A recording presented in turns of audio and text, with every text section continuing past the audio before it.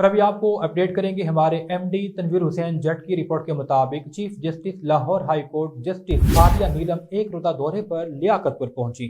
ان کے ہمراہ جسٹس شہباز علی رضوی بھی تھے۔ چیف جسٹس نے احاطہ کچہری میں 9 سول کوٹس پر مشتمل 9 کروڑ روپے کی لاگت سے تعمیر ہونے والے جوڈیشل کمپلیکس کا افتتاح کیا، پودا لگایا۔ مقامی ججز اور کابینہ بار ایسوسی ایشن لیاقت پور سے ملاقاتیں کی۔ چیف جسٹس کے دورے کے موقع پر شہر بھر میں سیکیورٹی کے سخت انتظامات کیے گئے۔ Deputy commissioner Rahim Yar Khan, Khurram Pervaiz, D P O Rizwan Umar Gondal, S P head quarter Nasir Javed Rana, assistant commissioner Muhammad Ibrahim Miladi Khar, D S P Fakhar Uzzaman Khan, S H O تھانہ سٹی محمد سمیع اللہ، تھانہ ظاہر پیر سے جام آفتاب احمد اور دیگر افسران بھی موجود تھے۔ چیف جسٹس کو ڈسٹرکٹ کورٹ آمد پر خوش آمدید کہا گیا۔ ججز سے گفتگو میں انہوں نے کہا ہائی کورٹ کے فیصلوں کی روشنی میں میرٹ پر انصاف فراہم کیا جائے۔ انہوں نے وکلاء کو درپیش مسائل کے حل کی بھی یقین دہانی کروائی۔